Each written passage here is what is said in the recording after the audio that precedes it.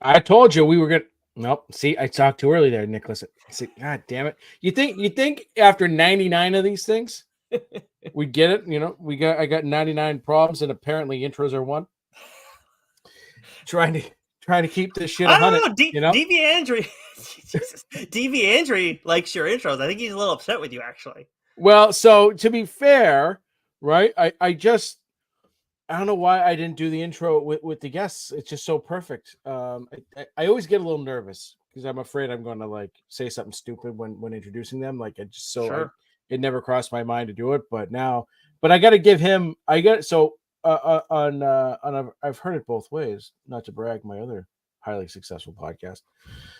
I give Billy a Ric Flair like intro. His wheeling, Oh. jet setting, Rolex wearing kind of, and I mix it up every time.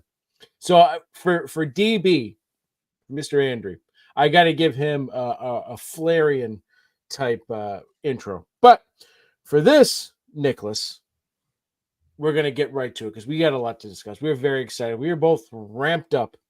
We've been popping greenies all day. We got the coffee pot leaded. We're ready to go. Like this is a Major League Baseball clubhouse circa 1998. Ladies and gentlemen, boys and girls, and listeners of all ages, Geeks Worldwide Radio and the Dork Shared Universe proudly present to you the greatest, and I mean the greatest, the most stupendous, the most bootylicious podcasting team in the world. He's the humble comic book writer, Nick Fryer. I'm your friendly neighborhood backcracker, Dr. Joe. Nailed it. And together we are the TLDR Comic Book Club.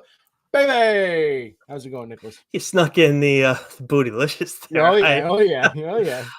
We have finally made it, Joe. We have talked about it. We have been texted about it by people in the industry. When are we going to do TLDR 100? It's finally fucking here. It took us friggin' long enough, and we are doing a giant-sized TLDR, so we did it separate from What's New. If you watch this on our streams, you already caught What's New. If you listen in the audio form, it dropped separately. If you haven't already listened to it, make sure you go check it out. But I have been amped up about it. You and I have been like, oh, what are we going to do? What are we going to do? We've both been like just juiced up. Like you can't tell I'm talking even faster than I feel like I usually do.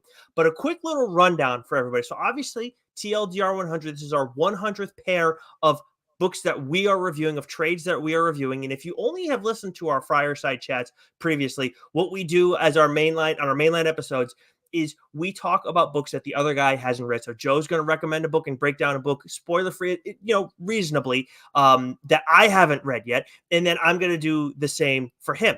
We'll go through those as we do on every mainline episode. We usually don't lead off with that, but we are doing that this go around.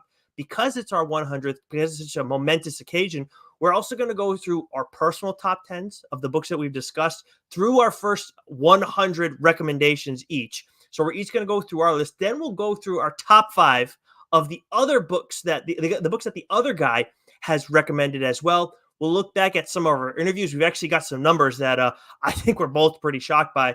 And then we're going to talk about another potential future idea that we will mix in along the way, just as something to sprinkle in, kind of like we do with our solicits or whenever we do our specials with like Rich Keefe from #Dork or Scheim of WEEI and Dork Shared Universe podcasting appearances.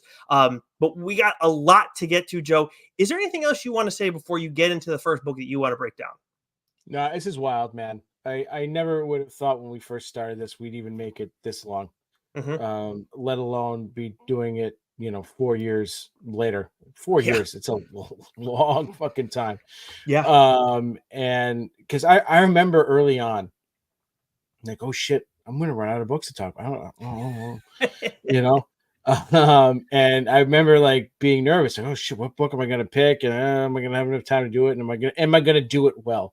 I did have this idea. I didn't get a chance to do it, but going back and I still want to do it, to listen back to our first few original episodes, especially the first one, just to hear how terrible I sound, both from A, just talking, but also B, like audio wise. I mean, I used to record this right just off a Microsoft Surface Pro, little rinky dink shitty thing. I've now got you got a little brag here. I've got the two monitors going. I got the fucking nice mic. I got the nice headphones. I got the 3-point lighting. I got a nice HD, 1080p camera going on. So Yeah. we've come a long way. And I'm very excited. 100 mainline episodes, and I never even ever would have imagined all the chats we've had, and then just all the other great episodes we've done. The solicits have become one of my favorite things to do, as well as the holiday special. I love the holiday issue that we do. Yeah, the Are you talking Oh, about and the awards. Sorry, the yeah, end of the year awards. that's what I thought you meant was the Yeah. floppies. The floppies are a lot of fun. Obviously, I think you actually came up with that name. The floppies are a lot of fun. The solicits, obviously, I think they're huge because obviously, it's like the actual solicits come out months ahead of those book releases, and obviously, like we got to do FOCs. We talk about that kind of stuff all the time, but also like going into a month, it's like, okay, what's out, what week? I just feel like you and I have tried to handle this from the jump as like, what do we fucking need as comic book readers? What do we give a shit about? Like, I want recommendations for books because I can't read everything. Or if there's a book that I gave up on too early, like, I'd like to know, like, hey, dummy, go check this thing out. Like, you gave up after the first issue, you looked at the cover and said, I'm all set. Whatever it is, like I want that. I need that. Then, like, we were presented with the opportunity to do interviews, and obviously that's something we both like for a litany of reasons. So that has just blew up in a way that you and I did not see coming at all. And it's been great. And we've had a lot of fun with it. We introduced solicits. So it really is wild to see, like, yeah, I would have thought from the jump, like TLDR 100, we do that, by 2021 or by 2022 ish, somewhere in that range, because we started in August of 2020. So yeah, I would have thought we would have had that in no time. I mean, right now we're actually like kind of 4 years later because we're recording this in August of 2024. Yeah. So Yeah, it's almost 4 years to the day. yeah, pretty much. I bet you if we went back and really did some digging, we could have figured that out. If only one of us had thought of that. But you know what? We thought of the important shit. We thought of making sure you guys get the quality shit that you need. We don't need the exact fucking anniversary. But that's enough of that. We got plenty of more navel gazing to do here, but we got to get to our recommendations, Joe. So you got one for me this week that I have been very excited to talk about. I think people are excited to hear about it, particularly because it's very much getting talked about on the internet because it was optioned elsewhere. Yeah, so this is a book that I've been wanting to read, just like yourself, and with it coming out on Amazon Prime as a show, I felt like this would be a great book to discuss for TLDR 100. And I read the first volume. I flew through the first volume like a month ago, maybe more like 2 months ago, because we thought we were doing this episode much earlier. And then I have since, flown through several more. That is Criminal from Image Comics, originally from Marvel, but now with Image, because that's where Brubaker and Phillips do all their work now. So, written by Ed Brubaker, art by Sean Phillips, colors by Val Staples. Quick synopsis: Leo, who can plan the perfect heist, but only if he can be convinced the job is safe enough. See, Leo is not a shoot first, think later kind of guy. Leo is a professional. But some criminals, even professionals, the right payout is worth almost any risk. So when an old friend and a crooked cop approach with a plan to seize millions of dollars in contraband from an evidence transport van, Leo must make some tough choices, knowing there's nothing you can trust less in this world than a cop on the take. So as I mentioned, this is 7 volumes. Originally was released in 2006 through Marvel Comics. It ran for 10 issues, which composes volumes 1 and volumes 2. And then has since been picked up for TV by Amazon, which I think is the right platform. It would have to either be this or HBO, because Netflix would fuck it up, right? Netflix would fuck it up. And so Nick and I have talked numerous Brubaker Phillips books on this program, and to me, right, there is no better genre for me that I love more than anything than a good crime thriller whodunit. I've talked about many times. Some of my fondest memories with my grandmother would be as a kid when I was staying at her house and watching Columbo and Murder She Wrote and stuff like that. I've always I just love a good whodunit. Big Sherlock's Mhm. Holmes guy. And so what Brubaker and Phillips have achieved together, continue to achieve together, is like the gold standard for noir pulp crime telling stories. And what I love about Criminal is that, these really are, I know it initially came out, as single issues, but you really do have to read them in volume 4 in trade paperback form, because what you're getting short stories in a comic book form, right? That's it very much has that sort of serialized feel to it, how stories would come out the turn of the 19th and 20th century, with Dickens, and in the early part of the 1900s, you'd get these sort of serialized stories in the newspapers or whatever. And that's just sort of how this feels, because what Brubaker and Phillips have created, especially in this Criminal universe, is just that this great universe where anything really can exist, right? We get introduced to characters, and each volume sort of focuses on a different character, but within that world, just like you sort of get with the MCU, or you'll get either visual, you'll actually see characters that you recognize in the background. Maybe they're mentioned in passing, or they become a minor character. But it's an all-encompassing universe, which is tremendous and is very intricate, and just a brilliantly plotted story, right? So I think this really makes it an excellent choice out of all the Brubaker stories, because I think a lot of the Brubaker stuff would actually make great movies, like great Yeah, hour and a half type movies. yeah. But this in particular, because you have such a rich and diverse sort of universe, you can almost take it in any direction. Like, yeah, sure, you could take volume 1 and make that a season, volume 2 make that a season, and sort of do a straight adaptation like that if you wanted to. But what you could also do is maybe combine elements of different volumes and make that a season, and then introduce new because that's the beautiful thing here, right? Like, we were having this discussion earlier, off air, and because Something is Killing the Children is being adapted to Netflix for a TV program, and I have my reservations, especially with Netflix, because they completely, how I feel about what they did with Sweet Tooth. Now, they had Lemire's blessing, and he was a fan of what they did. I, as a consumer, was not. Not that I needed a straight shot for shot adaptation. My biggest beef was they completely changed the tone and tenor of that story, and what made it Mhm. so special. So that's just always my fear, right? Like, I don't need, especially with Something's Killing the Children, I don't necessarily need a shot for shot remake. But what Ty has done with Something's Killing the Children, and what Brubaker's done with Criminal, is they've created this universe so you can take it in a bunch of different directions, as long as you sort of nail the tone of some of your main characters, right? Mhm.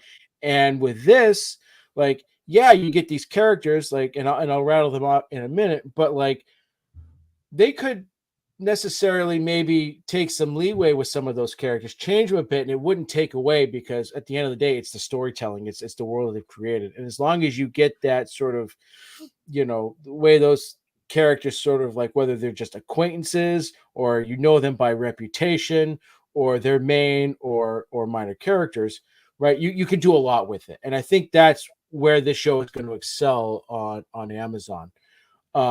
So, right away, volume 1, it's titled Coward, and it's a synopsis. That's the synopsis I read. It was essentially for volume 1. You meet Leo Patterson, and you learn about him real quick. You learn about his father was a thief, and his father's partner Ivan, they were great pickpockets, who he now has to take care of, because he's got a heroin addiction and dementia. So it's a real wild combo. And he gets approached right away by a cop he knows, and his partner is a crooked cop, and apparently there's a diamond heist. What he's being told is a diamond heist, and he doesn't want to take the job. He's very reluctant, because, as the synopsis implied, he doesn't want to trust a cop on the take. And if he doesn't feel comfortable about something, he's not going to do it. And what Leo is really known well for is not getting caught, is always having an escape plan. And this is not really a spoiler because there's a lot more to the story than this, but surprise, surprise, the cops, they're real fucking dirty. And Leo is being used as a patsy. But how they eventually convince Leo to join the crew, right, to be part of the heist, and then where it goes after that is just absolutely brilliant, brilliant, brilliant storytelling. And you're in this greasy, gritty, dark, Chicago, crime-ridden sort of, landscape. And what's great about this too is rereading it. So I reread the first volume after reading volumes 2 and 3 as well. And because sometimes, I don't know about you, Nicholas, when you're reading a story, like there's things that are mentioned, but you get so ingrained in it that like there's like small details and small things that you missed the first time around. Yeah, So for now, and then going back and rereading it, and I'm gonna go, oh, this character was referenced. I had no idea, and then they become a major player in a later volume. But if you didn't like ingrain it in your memory, it could have easily just been just like, oh, so and so, like I did this job once with so and so, and then you just kind of forget the name because you get so sucked into the story at hand. And so Yeah. like each volume just adds depth, to the world and to the characters, and they're so sort of, I don't want to say inbred, right? But like, I can't think of a better term. Like all these characters are just so woven together, Mhm. and just like I said, whether they're like acquaintances or they're mob bosses or, they're notorious, criminals, right? It's such a rich world. And volume 2, right? It seems like you read volume 1, it ends a certain way, and then you read volume 2, like, oh, these are just sort of be like, this volume is a self-contained thing, this volume is a self-contained, which they are, but because they also pull in minor things, right, from the other volumes, it just makes it feel that much more interlocked with each other. So volume 2 focuses on Tracy Lawless, and that's the name of the volume, is Lawless. And what you learn throughout is that his father's slick back hair, real piece of shit criminal, who worked for a mob boss, so the known sort of mob boss, in the town. But he had to escape, and he joined the military, leaving his brother behind, who goes on to become a criminal. And then he finds out his brother's dead, and so he goes AWOL, changes his identity, and it becomes his mission to find out what happened to his brother, who killed his brother. And in that, you get pulled, you get like, oh shit, that character was mentioned in volume 1 just in passing. And now, like, you see how everything gets all related. And then you're introduced to the mob boss. And then volume 3 is sort of like that mob boss's backstory, right? So it's all like, it's just so ingrained with each other, but each volume can be read as a standalone thing, which is absolutely tremendous. You get pulled in so fast. You rip through these things in no time too. Like when I say something is a quick read, I don't mean that as a negative, right? It's not that, Right. oh, it's short, and it just means like you're pulled in. Like it's like when you're watching a great movie, like a bad 3-hour movie, you feel every single second of those 3 hours. A good 3-hour movie feels like 10 minutes. You know Yeah, what I and mean? for us as readers too, like for you and I specifically, like because we are able to get so much, like we have access to so much, everything's at our fingertips. It's like, I know for somebody else, it's like if they buy something that's bad or they don't necessarily love, like they can power through it. For us, it's like if we're not like loving it, like we have a lot of else to get to. So like we might like Mhm. maybe like, oh, we'll come back to it, and sometimes we don't come back to it. So yeah, Yeah. that's huge. When like again, that doesn't always mean thing needs to be fast, but like when they are fast and they are gripping, like it makes it's that's our bread and Yeah. butter for sure. 100%. So you know how I feel about Sean Phillips's art. We've talked about this tandem, ad nauseum before. Like they're just a perfect team together, right? You've got Brubaker, who's got that gritty noir style background, and Phillips' art just complements it perfectly. A couple characters I want to get to, I just mentioned real quick, and then I'll hand the reins over to you, Nicholas. As I mentioned, Leo, right? Leo Patterson, he's a no nonsense crook, and like I said, he doesn't break his rules, and the one time he does, oof, right? And his rules are there for a reason, right? Because he doesn't want to get caught and he doesn't want to end up dead. He doesn't want to end up like his dad. So learning about his backstory is absolutely fantastic, and how and how his story intertwines with the Lawless family.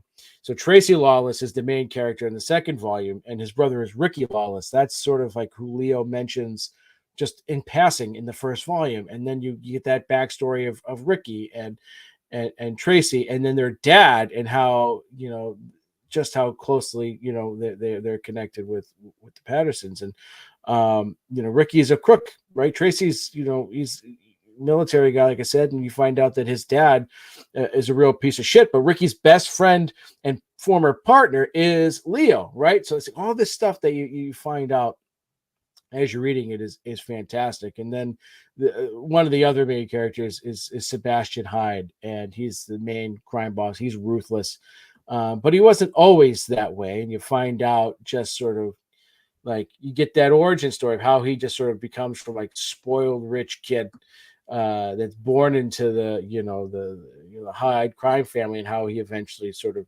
takes over, and where that turning point is. And you learn about his best buddy Gnarly, right, and sort of bodyguard there. So this is just a rich world. Absolutely, just it's brilliant. I can't describe it any other way. Brubaker and Phillips, they're writing, no matter what story you're reading, is just sheer brilliance. I mean, this obviously that's to be expected 100%. Like they are the best tandem in comics. Like there have been teams that have popped off and everything like that. Don't get me wrong, that have maybe they've had, I don't even know if I could say that there have been higher peaks, but like these guys do it all the time. They are like they're Hank Aaron. Like they're Mhm. gonna hit a lot of home runs, and they're gonna do it all for you from Yep. an offensive standpoint. I think the biggest thing for me that I'm curious about is the way you talked about how like they're like volume one and volume two, as much as they're intertwined, it's also like a different, like they're also Mhm. their own story. I'm very curious how they're gonna do that on Prime. Like, are they gonna do that, or are they gonna like change up the way the story's told a little bit from like a bouncing around standpoint? My guess is that they're probably gonna like my guess, right, is that they're gonna merge all the present day stuff, right? Where Mm, you're gonna, you're probably just gonna get like, because you'll probably take all 7 of these volumes, and you can probably get a couple of seasons out of it, and then they're obviously gonna add stuff to it, right? And it depends on how long the you know long the seasons are gonna be. And I think you'll probably get flashbacks, right? To like when Sebastian, Hyde was younger, and do that storyline along with Tracy and Ricky's dad, Teague Lawless, right? And then you can mhm. sort of do this, you know, Godfather 2 type storytelling where you got the present day stuff, and then you kind of get some flashback stuff. Like that Okay. would sort of be, to me, the way they probably approach it. Okay, nice. I'm glad that you see that vision, because with comics, like it's obviously there's so many different with comics, there's a lot of shit that you can do that you can't do in other mediums. And in this, like usually we're talking more about kind of like action or maybe some of the zaniness that you see in storytelling, but this is a little bit different. But I'm glad that you see like that clear path, and I'm sure after I read it, I will feel similarly too. Yeah, and this is why I think this works so well to be adapted to TV, is because you can take these things out of order. I mean, not the flashback stuff. The flashback stuff has to remain past, right? Hmm. But like all the present day stuff, you can mix that up, right? You can tell linear stories and have offshoots of that, but like it doesn't have, like I said, it doesn't have to be um, you know, a carbon copy of how it goes in the order of the volumes. You can pull stuff from here. You can wait and tell this story at this point in time. You know what I mean? Sure. Like Absolutely. there's variability there, and then there's room to add stuff too, right? So it'll be interesting to see how they do it. But Mhm. that's sort of my feeling, is like it'll be like Godfather 2 style, where you got your present day stuff, and then you got your flashback kind of stuff. Yeah, nice. Yeah, this sounds great. On the note of shows, before, I know you said you wanted to throw it to me, but we do have a question in the chat that I wanted to Oh, make sure you got a chance to address. Man of Soul on YouTube asked or mentioned about the Something Is Killing the Children show, how they'd be psyched about if it was Emma Stone, playing Erica or Anya Taylor-Joy as Erica. Now, I do believe that this is supposed to be an animated show, Joe. Correct me if I'm wrong. I feel like that's what we heard when this originally got announced. So I don't know if that has an impact from like, these actresses, playing that role. But if it was live action, Anya Taylor-Joy would be my first person on 100%. that list. 100%. 100%. Love Emma Stone. Yeah. But I She don't could do a know. voice. She could do the voice if it was just Well, even then, I animated. think I'd still want Anna Taylor Joy as the Yeah. voice as well. Erica Slaughter is to me my favorite female character in comics. She's so badass. And it's not to say that Emma Stone isn't badass, but I just feel like Anna Taylor The Joy too. level. She's got the eyes too, Yeah. right? So like Erica Slaughter for a lot is wearing a mask. She's got the eyes, and I think she just there's more of that fit there. And even if it's just because I believe it is animated, even from a voice standpoint, I think she would nail it as well. Look, I'm assuming that Anya Taylor-Joy likes playing badass roles because she does have a tendency to be cast in those roles, and I know like her look can play into that as well. But man, if I'm her, I'd be like, I want this fucking job, and I'm the best fit for this job because she absolutely is right now in Hollywood. And then if they make a live action version of it later, like or a movie or whatever, like after the show's success, because I'm confident in how the show's going to do, especially if you had her. Then you could go and have her play live action if they wanted to do that as well. I just think she is the dream casting, I think, for Erica Slaughter. But like I don't especially if it's animated, you don't necessarily need her, but I would love to see her for sure in that role. 100%. Now I am gonna get into a book that I've been waiting to talk about for a long while, and I am very excited to put this one on your plate, Joe. The Devil That Wears My Face from Mad Cave Studios. You guys have heard me talk about this quite a bit. Written by David Pepos, drawn by Alex Cormack, and letters by Justin Birch. This is a 6-issue series. The trade is out now. Go pick that shit up. If you are a horror comics fan, this is must read. This is whenever we with Rich Keefe of #Dork do another all-time horror comics episode, because we've been doing that kind of like every 2 years between the two of us on the opposite show. This will make that list. As long as you two fucking read the book, it will make the list. It is that fucking good. What's the other one we have to read? Oh god, it's the one from Boom Studios that I've talked about a million times. Harrower. I really like Harrower, and I think that Where Monsters Lie could make that list as well. Where Monsters Lie is excellent. Yeah. I got to make sure to read that other one for this October. Yeah, I don't. This might like Harrower. I felt like was like on the like lower on the list. I feel like I had it at 6, but I feel like this bumps it down. I think, especially now that we're getting a second volume of Where Monsters Lie, like that could move on to that list as well because I didn't have it there before. Well, the cover art for this was fucking terrifying. Fucking crazy, man. I mean, Cormac's art. I mean, I did a little hidden gem last week. It's over on speaking of YouTube, of Sync, right? And the latest or Monsters, right? And I said, Cormac's art is violent, disturbing, and I said he's going to take that as a compliment, and he sure as hell did. Yeah, but yeah, his art, like when it comes to horror artists, I mean, what Phillips, is to the crime, the crime genre, Cormac is to the horror genre. I mean, he's almost unrivaled. Yeah, he really is. I mean, and we've seen him. I'm going to break down his art a little more later because, like, we've seen different type of storytelling, like from him specifically, like with Sync and with Rich Duick as well.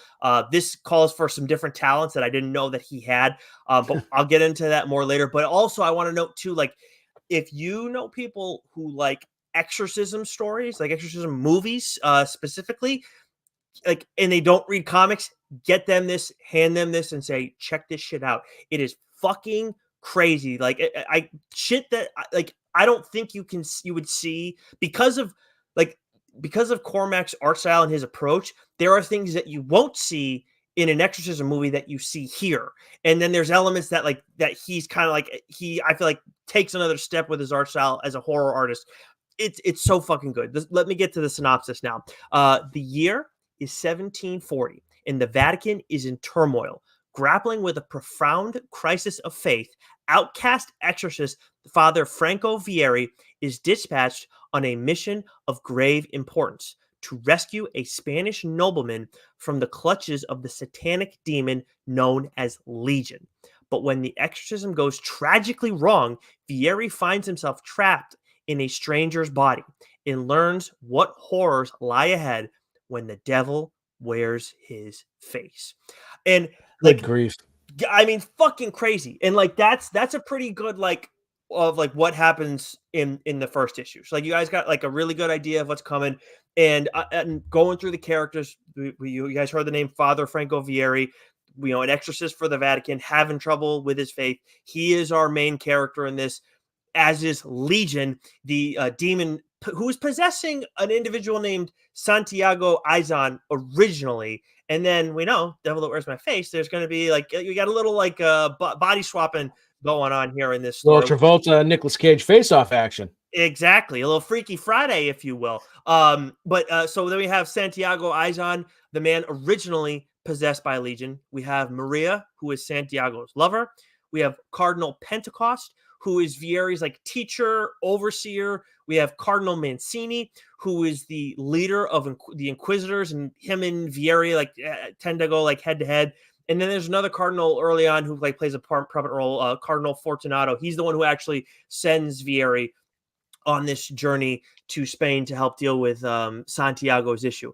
I love this concept because like with possession, like obviously we're dealing with like the invasion of like somebody's body. Like you have a monster that's taking over a human being and whatnot. But there's like another layer of that in this, in where we see like the demon then takes over the priest's body, and what Legion is able to do with like the appearance of a priest that like is in at the like has like the insider route at the Vatican is fucking terrifying. Like if it is exactly what you think would fucking happen if a demon was able to pull some of that kind of shit off. Just absolute batshit craziness. And the way that Pepos plays with what happens to Vieri and like the rules and the constrictions that are on this character, I really, really like that too. Like because he's put in a really tough bind and trying to figure out how to get out of this situation, and just one issue after another, especially again because like the devil's wearing his fucking face and like everybody thinks that he's Vieri, and he was having issues kind of beforehand because of his crisis of faith, and now it's like he's like not as much, and he's kind of getting more involved with stuff, and then just again the way he twists everything, they like the foundation is set really well for people to kind of get duped by a demon wearing a priest's face. And I just and again like the rules that are set. And like when you think like, and the other thing with the story too is like we talked about Cormac's art, like just when you think things can't get more chaotic with this story, Pepos pushes the limits, like with the violence specifically. And on that note, I do want to like break down the art now. This is flat out, Joe. Like I don't say this lightly. This is Cormac at his best. Like we rave about Sync, and I love Sync, and we will talk about Sync more later on in TLDR 100 for sure. But this to me is his best work because one, he does a really good job setting the tone, or like from it, like obviously from a violence standpoint. We know we're gonna get that from Alex Cormac. That is like we've talked about like how he does faces really well and how he can be really disturbing, particularly with the way he illustrates characters' mouths. Like I feel like we talk about eyes quite a bit, but like the way he does it with mouths is terrifying. That is at play here. The violence is there, but also from like an atmospheric standpoint, I think he does an outstanding job because like we see like we like with Sync, like he establishes atmosphere, and I think, and I'm big on that 100%, like vibes, like similar kind of thing, and he does that there with Sync, and there's similar stuff going on, but this is like dark, dingy, like old, like this is like obviously 1740, but like you know we're dealing with a demon too who's a lot fucking older than 1740. Like this feels like it feels biblical in a way, and it's like Old Testament shit, like all that stuff, and that's kind of where it's like with what we've seen from Cormac before in Sync, which and again like with Rich Douek as well in the three titles that they've done together or four titles they've done together, like he does establish that thank you, the dark like darkness within all of those stories. But this feels like an evolution for him and obviously like a step away from some of the other stuff that he'd been doing.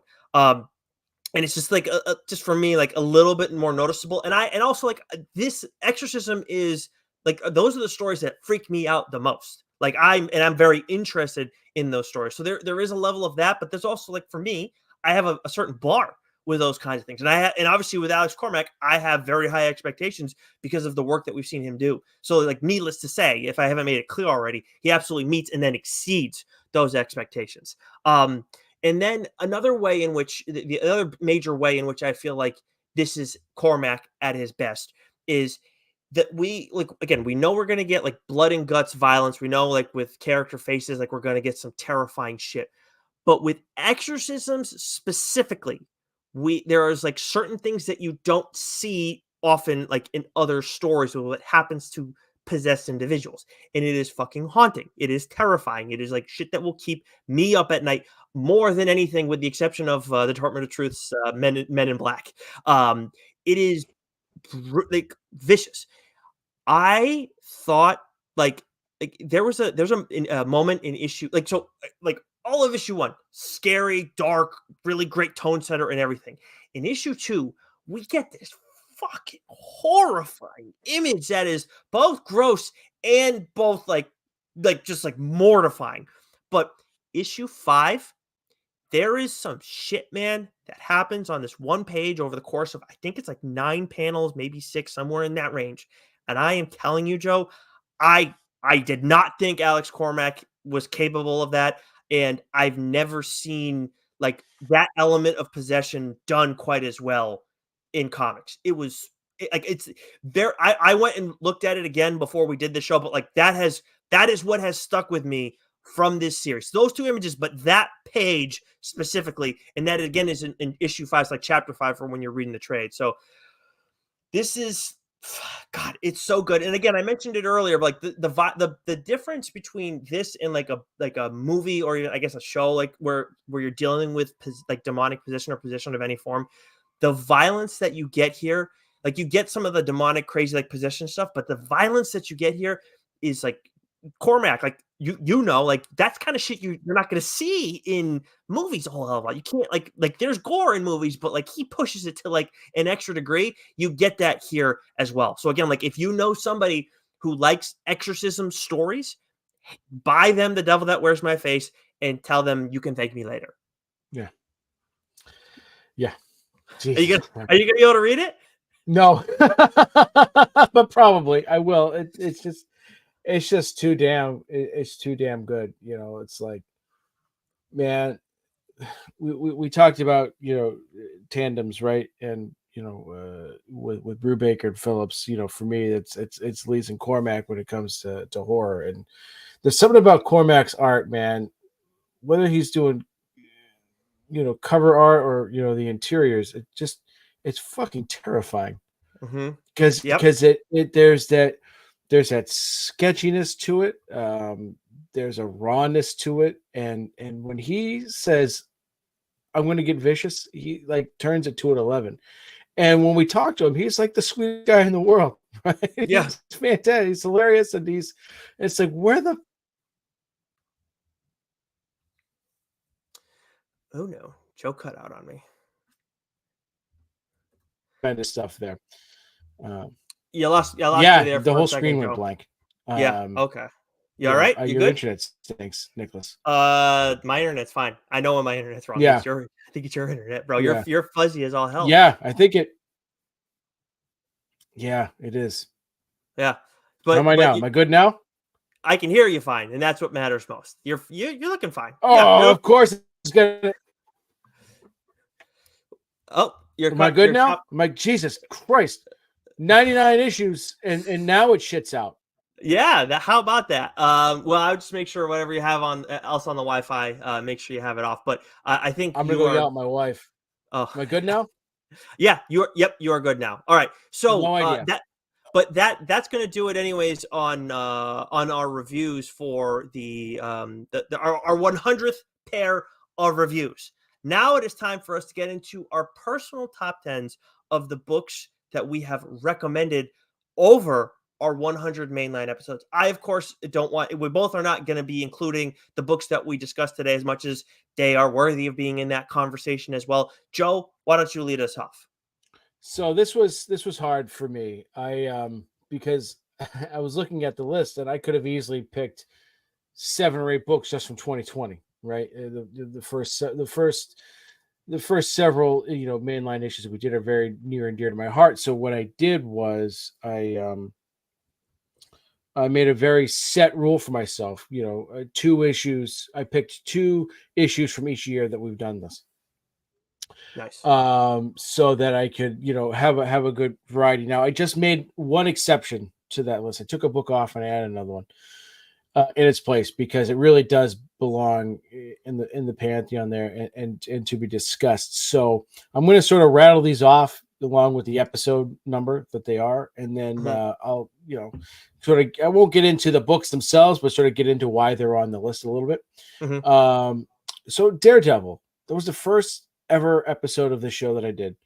It is meaningful for me in a number of ways. It was the first show that we did together. And it's really one of the first comics that got me back into comics, right? Zdarsky, it's my first introduction to Chip Zdarsky.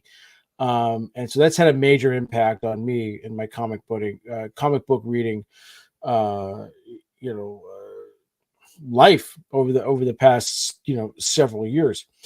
And then it's Something is Killing the Children, which I didn't discuss until episode 11. And that's another book that's still going. We're still talking about it. We're talking about it now being, adapted, to the small screen. And that book has had a profound, effect on me, and was really my first introduction to James Tynion, who is another prolific writer that is near and dear to my heart.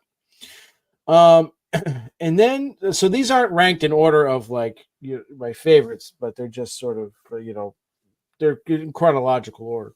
Ah, And then Hotel, which was episode or mainline issue. I wrote episode issue 26.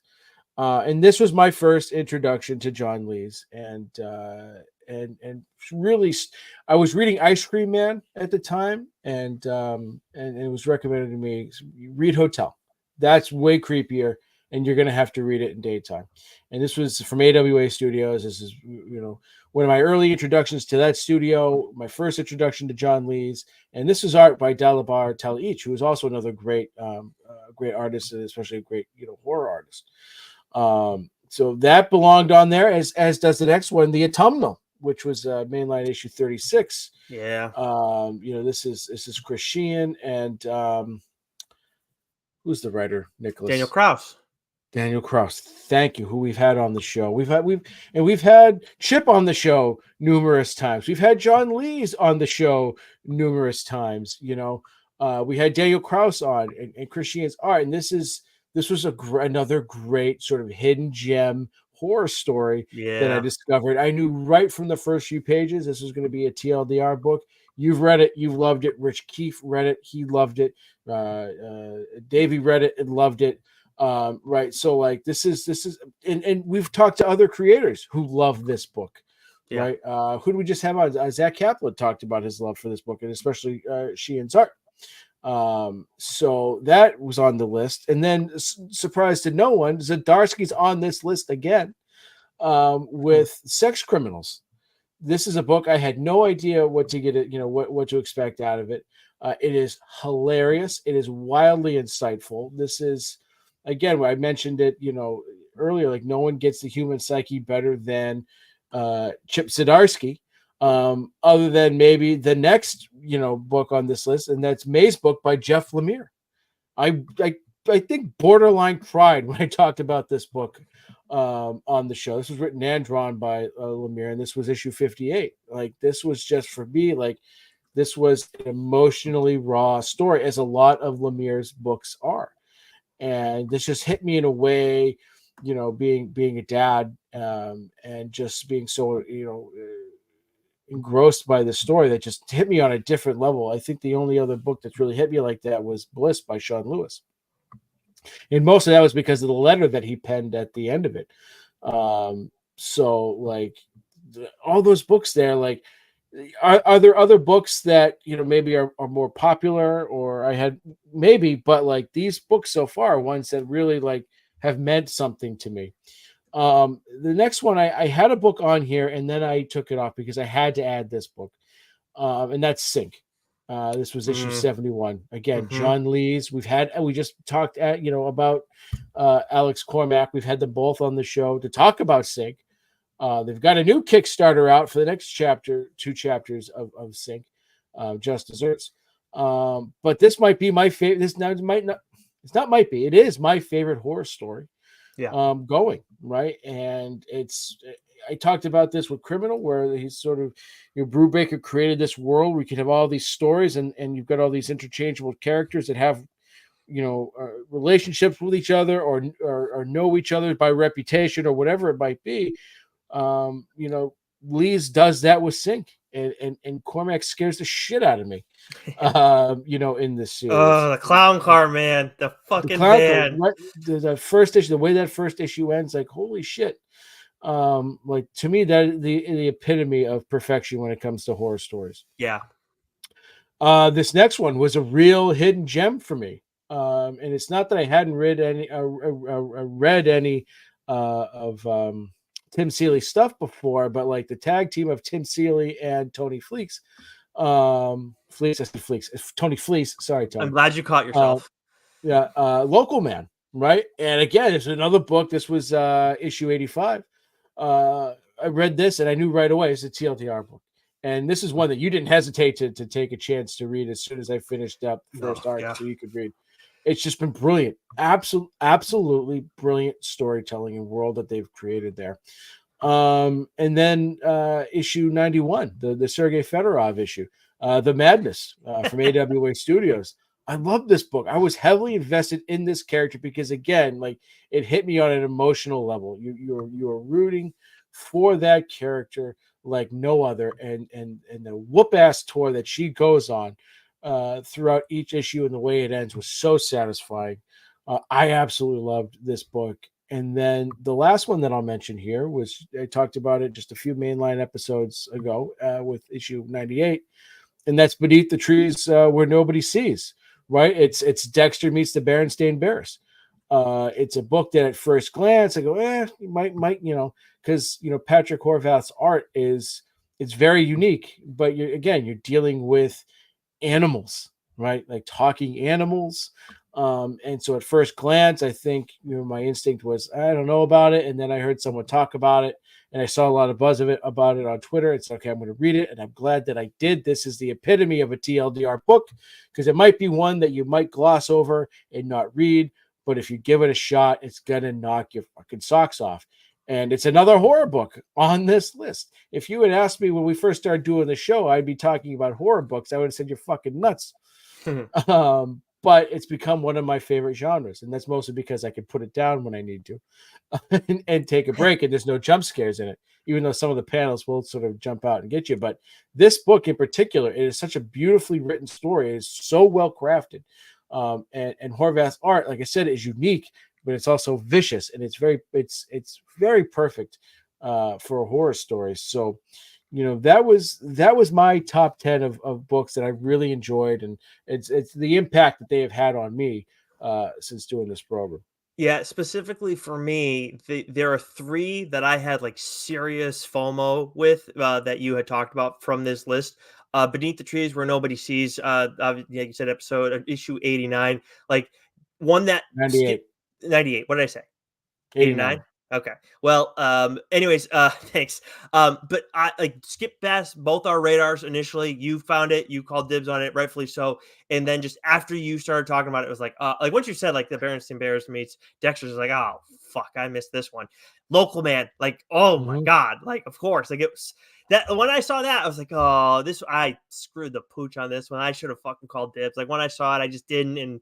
And then this one was like, I was not on my radar at all. This was earlier in the show, but once you started talking about it, like once you told me like you were gonna like take a look at this and do it on the show and whatever, the autumnal, that was, I think, I could be wrong because obviously we don't have the first 35 all in front of us. But when you talked about this book, this might have been the first one that I had like serious like FOMO about, because like, oh man, like this sounds really good. You were raving about it from the jump, and rightfully so. And it's like all of these obviously deserve to be on the list. There are some of them that are going to be in my top 5 of the books that you recommended, but I'm going to get to that later. I don't want to tip my hand too much right now, but some like obviously all like 10 fucking killer titles. For my top 10 of the books that I read, I'm actually going to go in inverse order, because I did actually try and rank these, but I didn't just rank them on like how much I like them. There's like different factors that I have at play, and I'll explain it as I go along. There is some overlap in the factors. For me, at number 10, actually one of my favorite books of all time, John Constantine, Hellblazer, City of Demons. This I talked about in 2020. Of course, this is from Vertigo. This was my first book that I talked about on the show when Joe talked about Daredevil. This is one of the 2 books that I kind of recommend to pretty much anybody when they start reading comics. I think for people who, maybe kind of like horror, but they're like, I don't know if I can, like, I'm not sure, like, I'm not comfortable. I think this is a great starter. This is a great introduction to John Constantine in general. He's one of my favorite comic book characters, period. I have this at number 10 on my list because there's a lot of other books in here that I like was surprised that I got a chance to take a look at. There's other different things that I think was important to our show that I like didn't want to have this quite as high, but it could easily be like number 1 on my list too. And a lot of these books that's the case. At number 9, I have from Mad Cave Studios. This is the only 2024 book that I have on here, Nottingham.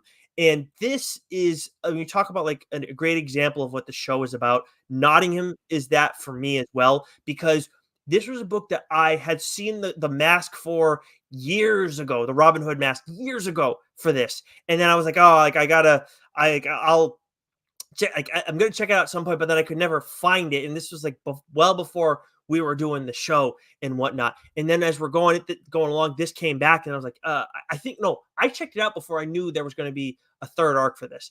And I was like, oh, it's on Hoopla. I'm going to check this out.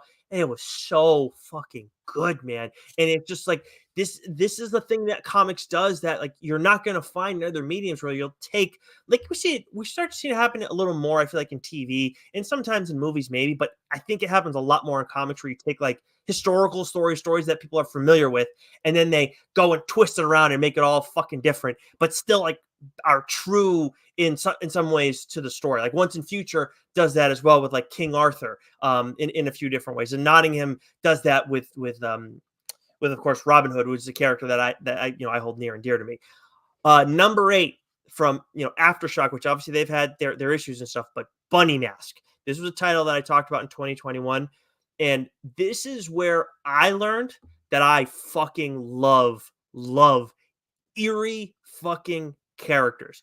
That is the shit that makes my skin crawl more than anything. I was talking about that with that issue of Department of Truth with the Men in Black, like Bunny Mask. Like before seeing that those panels of the Men in Black, Bunny Mask was the number 1 character for me. And even still, I would say she probably still is number 1, because she didn't just do it her first fucking time she was on panel. Like I got shivers every fucking time I saw this chick on panel. She is terrifying. Like that is a shit of nightmares.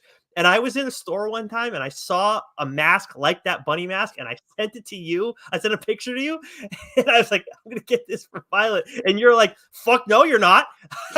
I wanted to so bad. But I was like, I don't want to give him too many nightmares. But that's just fucking scary. And I would have ruined your wedding. I would have made a scene. I should have given you that in your groomsman bag. I should have done that instead. That was a missed opportunity. And then at number 7 on my list, this one I talked about in 2023, the only one on my list from 2023, Dark Horse title, Where Monsters Lie. And this is one that you've brought up on a few occasions, where I think this is where you first started calling me a snake, because I called dibs on this. I'm the one that gets our review copies, and then I handle putting that all together on our Google Drive for for Geeks Worldwide. And I obviously like see all the stuff. Now, it's not like Where Monsters Lie hadn't been out there already, but I did like it is easier for me to get a first look at these than anybody else. I saw the fucking credits page, and that was legit. That was the first page after the cover, and I was like, I'm reading this shit and I'm calling dibs right away. Like, no fucking chance. Like, I am not farting around. I'm not like, no way. And it was so good, man. And this is one of those stories that's like, I don't know why no one's thought of this before. And I mean that in like the best of ways. Like, Kyle Stark's like such a brilliant idea. And I am so glad that we are going to get more of Where Monsters Lie.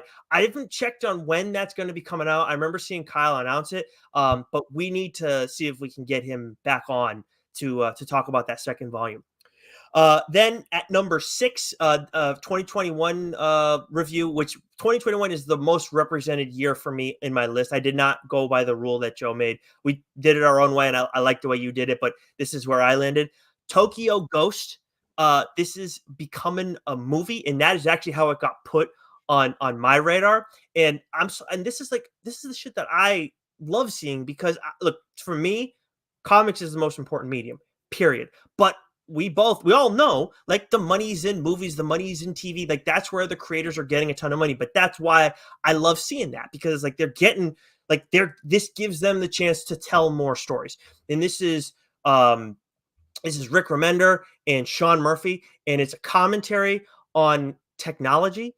And it is like, this is too perfect. And like, when this movie comes out, it is going to hit people like so hard, and it's going to be, I think it's going to be such a hit. I just hope that, like anything else that we see in like the cinemas, like that people actually go and give it a chance. And I imagine they will, because it just sounds so fucking good. And just a quick circle back. Thank you, Joe. Where Monsters Lie Volume 2, that is going to start on October 16th of 2024. Is that Where Monsters Lie Cul-de-sac? Is that right? Yeah. Yep. So very excited for that. So we should give us some time to get Kyle back on the show. Maybe we'll try and shoot for that in September if we can get a hold of him. So that was number 6 at Tokyo Ghost, and that will not be the last time I mentioned Sean Murphy on this list. But God Country, talked about this in 2021. Again, another Image title, brilliant family story. And I believe this was Jeff Shaw and then Donny Cates. And Donny Cates, I know he's unfortunately had to go through a lot over the last couple years, but he's one of my favorite comic book writers. And I just think obviously, like, Vanish is a book that we haven't done on here. I actually did have dibs on Vanish, but then we had Ryan Stegman on, and that might have been the beginning of me doing that to myself on the show. Probably. I think it was. But like, I love Donnie's writing and the way he talks about family in God Country. And he was writing the script for the movie. Like, I hope that's still, going to be happening. I think he's so talented. And obviously we've talked about other Donnie books before. You've talked about a couple.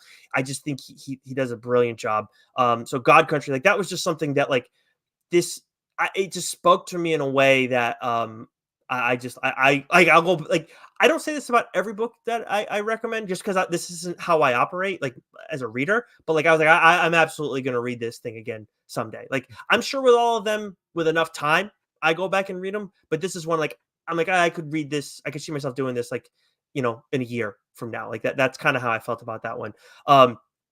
Then another 2021 review. This is a Vertigo book, just like John Constantine, Hellblazer: City of Demons, and drawn actually by the same individual, but also written by Sean Murphy. This, like, Punk Rock Jesus.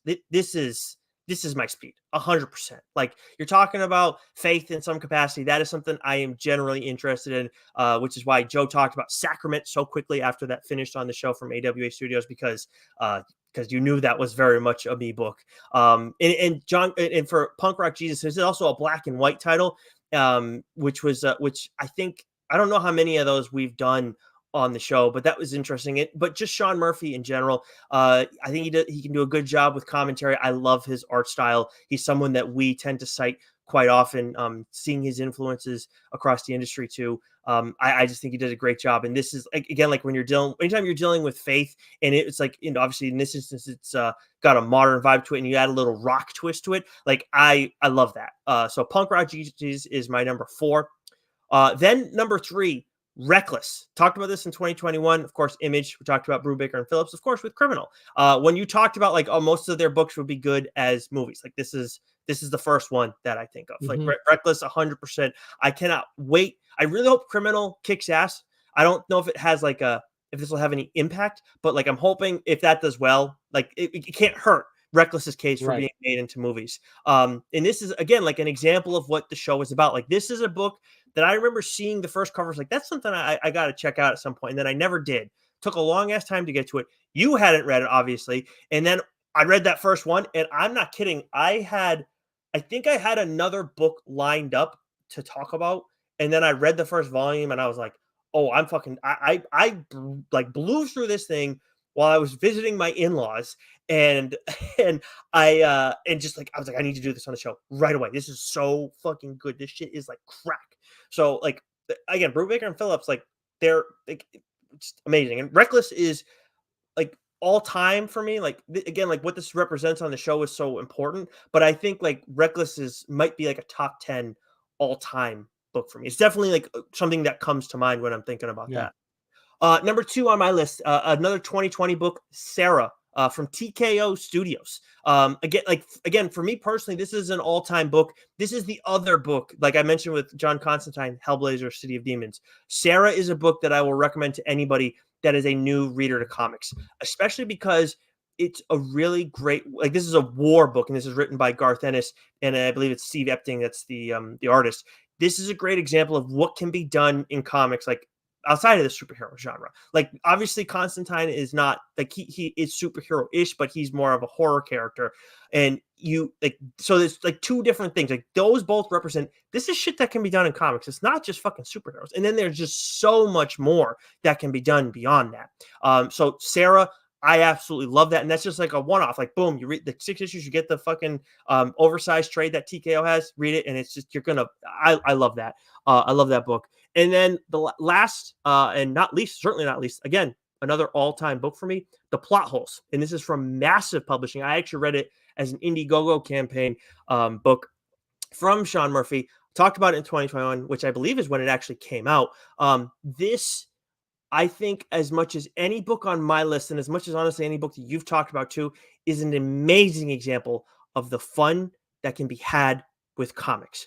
Because this is a story like, yeah, maybe you could tell it in a live action form. Maybe you could tell it in an animated like show or movie, but especially in live action, like it's not gonna come across as well as it is in comics. Like and Sean Murphy has like his specific art style that I love, and he's drawing some characters with different styles in this story because it very much calls for it. You're dealing with like characters who like had bad endings to their story, and they're trying to like they're saving books across like the book universe and all this stuff, and this team has been put together, and they're all like different individuals. You got like a degenerate like Calvin, right? And then you got like this big like muscle like tiger, like this beastly like anthropomorphic tiger, who's a badass. You got like this vampire chick who's a badass.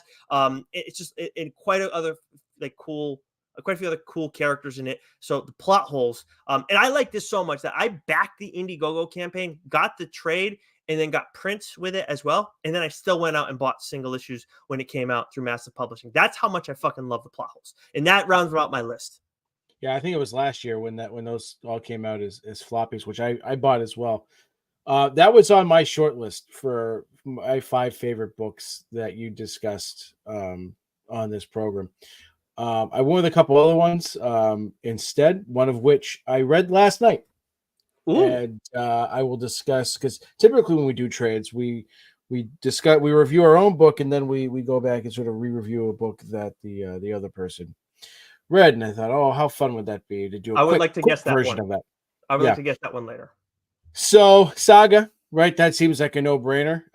But I never read it because it seems so daunting. Because by the time like it was 8 or 9 volumes out, it was going to take fucking forever to read. And then you talked about it, and I said, I got it. And then you fly right through it, right? Yeah. So I mean, Saga, and it's still going, right? So moving at a snail's pace again. And I do think that this series is the epitome of like it's best read as collected trades, right? It just is, because this is the type of story where once you're in it, you don't want to stop. And when you got to wait month to month, and then there's large breaks in between, it loses a little bit of steam, a little bit of momentum. But I absolutely love Saga. And that, of course, it's from Image Comics.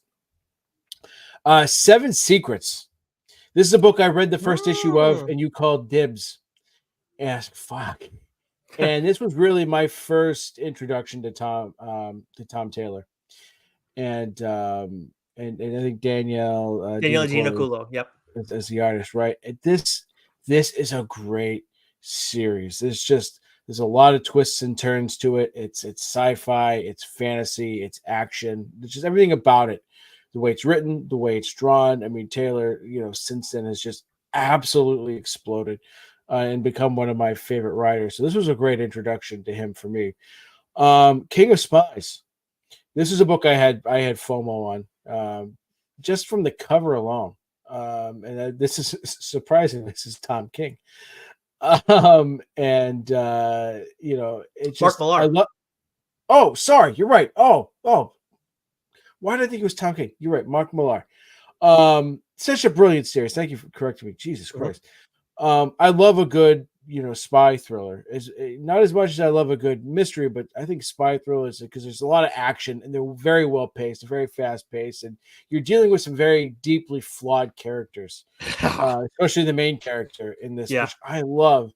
Because I love a good redemption story. I love to see, if that character is able to sort of come full circle, or maybe they're not. Who knows? And you watch their demise, which can also be fun. But there's some great characters in this, especially the twins, right? Oh, dude, they're so good. I'd love to have more of those fucking twins. And I do want to say real quick, I didn't have a Millar book on here, but like that was difficult for me. Like I talked about a lot of Millar books on here, and like he does like Might the have more Magic than Order. anyone else.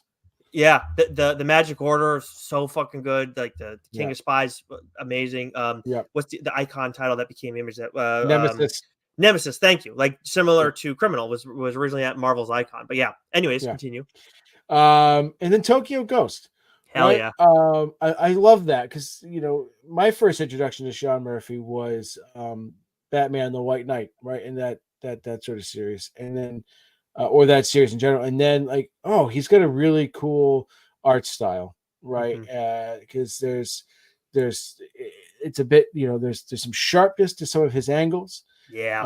and it's a little gritty at the same time. Like, I don't know, I enjoyed it, and I enjoyed the Batman world that sort of he's created there over on Black Label, and so I love, because this was a dark sci-fi gritty. Again, you talk about flawed characters. There's some heavily flawed characters in this story. So Plot Holes was on that short list, as were a few others, Nicholas. But can you guess what the book is that I've read recently that's made this list? Okay, so I have it down to 3 because this is a 2024 book, correct? You did give me that hint, if I'm not mistaken. No, I did not give you that hint. Oh shit! I was just going based on my 20 on the. 20. Well, go. Just go right. with your gut. So the short list that I had, Nottingham came up late as I was talking about it. The Sacrificers was on my radar because no, I know I have to read it, but no, I'll tell you definitively it was not the fucking Bird book. Okay, thank you. So then that makes it easier. My guess is going to be I Hate Fairyland. As usual, Nicholas, you were way off. I never get it right. I've not gotten it right, and I usually do get it right. So did it do it? Oh, God damn it! Okay, what do you got? The background ready? Oh, yeah. Come on, dude. This is great podcasting. 100th I know, episode. right? My God. Just tell me what it is. Going on. No. There it is. Can you see it?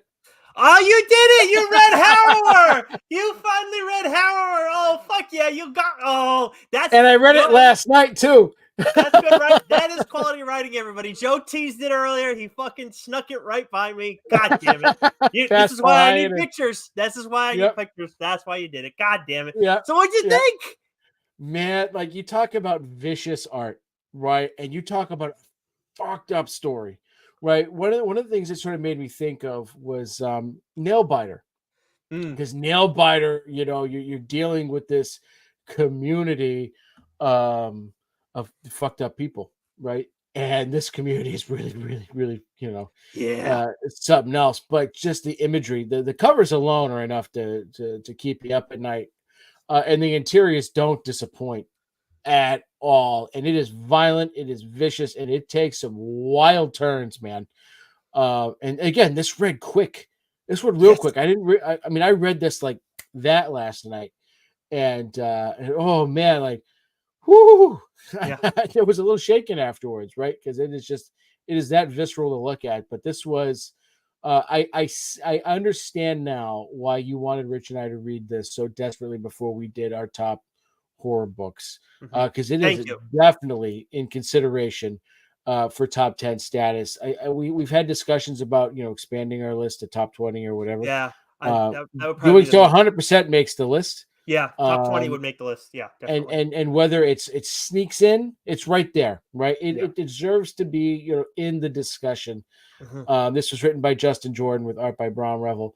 Brom's art, man, like the story, like Jordan. I mean, Justin's storytelling in this is unique and very well paced, but it really is Brom's art that just like is the chef's kiss when it comes to the horror aspect of this.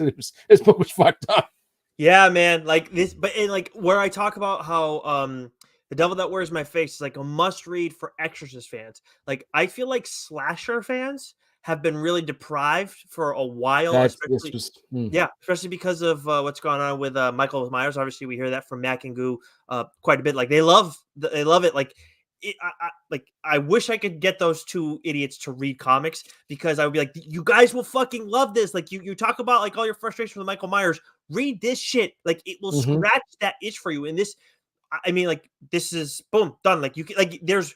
I would love to see more of like the horror world, but at the same time, like it's perfect how it is. Like and you can make it into a movie, and it just It would honestly, be a tremendous movie. and I would honestly, we talk about like with movies, like other adaptations, like you kind of can change things around. And I'm not saying you couldn't do that with the horror, but like mostly stick to what they did here because that's really gonna fucking work well. I mean, you'd have to add to it, but you could get, but there's a way you make this a fully fleshed out Yeah, 2.5 hour movie, and it would be excellent. I'm saying more than like just more than just lock in on the vibes. Like you need to like the beats need to you need Well, to the stick beats with it. need to, but like you could give more depth to some of the characters, that kind of stuff. You Sure. know Yeah, what I yeah, yeah. mean? No, definitely, Yeah. definitely. You're absolutely right on that one. Yeah. I love that top five. I am so glad that you finally read Harrow, and I'm honestly like so happy that you fucking told me basically that like you showed your hand early. Yeah. Oh, that was fucking good. Well done, sir. All right. So my top five from the books that you have talked about over the course of the show. So something is killing the children. Obviously, like this is I I read the first volume and then I don't like I didn't like go through the rest and then I came back and went back and fucking breezed through this shit because it's so goddamn good. And I've actually read the first 3 volumes of House of Slaughter, and I know you have mixed feelings about it. I've really enjoyed it, but again, I'm like binging everything, so it does make it a little bit easier for me. But I love this world. I can't get enough of it. I got to read like the one offs that are in this world too. It's just Hmm. it's so good, and I am very excited for the show. Like I'm not as concerned, and I understand your concerns. Like I understand why anybody would be concerned, but I've But remembering that it's animated now gives me greater hope. nice, good, and Yeah. honestly, that's how I feel too. And in hearing, James Tynion is not someone we've had on the show yet. Hopefully, that's someone we'd love to have on at some point. I hearing him talk about it elsewhere about like his vision, like what's going on with the show and like how he views his stories being adapted to other mediums. I feel very confident in how those like how Department of Truth will get handled because he's invested in those as much as he also wants to give them room to breathe. So it's Mhm. so much fun. It's so fucking good. And you're right, Erica Slaughter is absolutely an all-time comic book character, no questions asked. Number two, and again, these are not in any particular order here. Die. And Die is a book that was a wild experience, taught me something about myself as a reader, and changed my view on comic book art. I have like, look, I didn't only like one art style before I read Die. At the same time, I would not have looked at Die. Like Stephanie Han is a great artist, but like that's not what her art's not what I think of when I read comics. At least it didn't used to be. And then like when I read Die, I was like, oh my god, like her shit is beautiful and it fits the story perfectly. And my priorities changed so much as a reader after that. And then on top of it, it really like made me realize this story made me realize like there are certain titles that like I have to like not get distracted like at all whatsoever. And this was back when I was like single, like before I met my my now wife. I had my own place and everything. So like it was really easy for me to like just just this is it. Like I got nothing. Although my work was a little bit more hectic, but like when I had that, like when I was able to clock out of work, I was like, okay, like I got nothing going on. I can read this right now. Like so Die will always be like an amazing, like beautiful experience for me, and another book that I will go back and read at some point. Next up, 2022. You talked about this, of course, from Comics Tribe. Sync, all-time horror. I mean, my favorite horror comic of all time. Nothing has changed that. Like I love, Devil That Wears My Face that I just talked about, and these other horror titles that we've talked about in this conversation.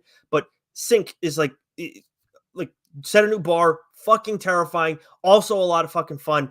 Like you said, Legion Cormac, like that is like when I think of horror, like those guys, like I they're gonna keep killing it on Sync, and they've obviously done the Crimson Cage together. But like when I don't know if they're ever gonna wrap up Sync. They like I don't want them to, but like I wonder what else they have in store like to do together because they could tell so many fucking crazy stories, man.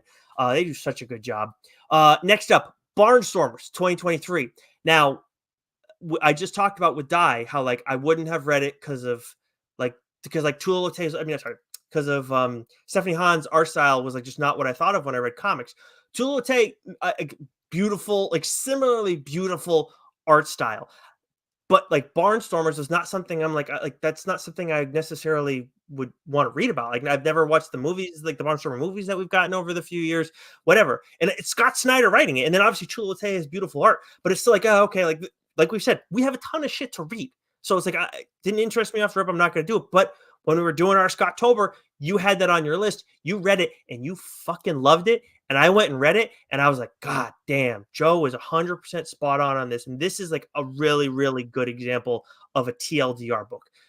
Because like, well, that's it. I remember like it was one of the last ones to get drafted when we did that little draft because like the way Scott talked about it was very poetic, and it felt like a very much like, and it was a passion project for him.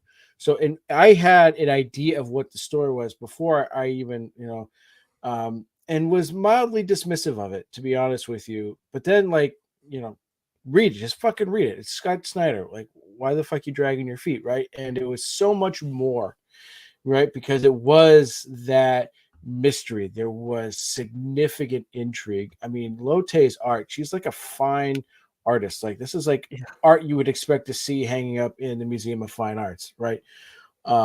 It's beautiful. There's an elegance to it, really. And you combine that with Scott's writing and you add the actual plot and what's going on. It's a brilliant book. now I, like a dumbass, went and was updating my my notes earlier to because I had one book that I was reading for my fifth item on the list, and then I thought, oh, like if I can get to squeeze this last one, and then maybe I'll pivot. So, Joe, you already know what book that I'm talking about for number 5, if I'm not mistaken. Well, so you talked about you've been reading Department of Truth. Mm-hmm. You told me that wasn't the book. Do I know? Have you told me what this book is? Well, it was in my notes, is what I was just saying. I know you were distracted, but I accidentally put it in my notes. Did you see that in the notes? I did not see it. Thank God. Yeah. Okay. So, is it Beneath the Trees Where Nobody Sees? You fucking saw it. You. I know. I swear to God, I didn't see it. I'll tell you two things. One was that was my gut sort of going into it because you gave two tips. You tipped your hand twice. Once was you said it was a 2024 book. So bang, right away. My gut says Beneath the Trees Where Nobody Sees. And then you talked about, you've only had you've had a certain number of FOMO books. And you mentioned this title. Like, that confirmed it for me. I was originally going to do 7 Years in Darkness because I have read the first volume of 7 Years in Darkness, and it was so fucking good. But I didn't consider that only because it was the last book I did on the show. Sure, But that's fair. And I mean, that was a book that I had every intention of doing on the show. I was like, okay, I wanted to read that one like sooner, but then like I was like, I'd rather talk about Beneath the Trees, and I was able to. I fucking binged it today. Like yeah, going to Boston and coming back on the train, I fucking binged it. I already read the first issue, but like I when I went to do it when I was vacationing, I like the internet was an issue, so I couldn't read it. But man, I was right to have FOMO. This is right, fucking awesome. And again, like this is a brilliant. This like just as much as Barnstormers, a great example of what this show is about. So yeah. fucking good. I had so much fun reading this. This is like an amazing, amazing horror story. Yeah, and the cover really sells it too because you kind of look at it. It's easy to dismiss, but you see the bear and you just see her dragging a body, and there's a streak of blood, and you go, "Oh, this is not what it seems." And had it not been for um, Farrell and what was the other book that Tony and Trish did together? The first Stray one, Dogs. Stray Dogs. If it hadn't been for those books, sort of like breaking that sort of barrier for me, like you can Wow. tell a brilliant horror story with cutesy animals. I might have just forgot, just Yeah. altogether. But because of those books and because of the buzz on Twitter, and I was like, okay, this is definitely going to be a book that should be read. This was my first introduction to Patrick Horvath as a writer and as an artist, and I'll tell you what, next project he does, I'll be reading it. Right? Yeah. He just knocked it out of the park with this. That's 100%. And Stray Dogs was on my short list. Middle West also was. Mm-hmm. Hotel just missed as well. But like this had to be included. And like that's awesome to hear like how Stray Dogs impacted you in that way. And I mean honestly like Stray Dogs such a fun fucking title. Like Yeah. that, I think that's actually now my wife's favorite comic book ever. Awesome. Yeah, fucking loved it. All right, so now that brings us to Joe. We've obviously gone through all our lists. I did want to get a little time to reflect on some of the interviews that we've done and just looking at some of the numbers. Obviously, this is our 100th mainline episode. First, originally did 20. I think we stuck in one interview with Scott Snyder. That was our first one at the end of No, 2020. Oh, that's no, 2021. no. So we did our first interview ever was with Scott Snyder. We started the show in October. We interviewed Scott Snyder in October, No. right We started around the there. show in August, and then we interviewed him in August. Yeah, October. in October. But then right after that, I think we snuck a couple in 2020. There was Scott Snyder, Adam um, Lawson. I have it Adam in the exact Lawson. order over here. Yep. Yeah. Adam Uh, Lawson, Katana Collins, then Cullen yep. Bunn. Yep. Then this was like this was the first like like event like TLDR type event that we ever did I'm really still really proud of it, where we had Scott on the show to talk about death metal, and then this was the first time we had Sean Lewis. It was right Mm-hmm. after that.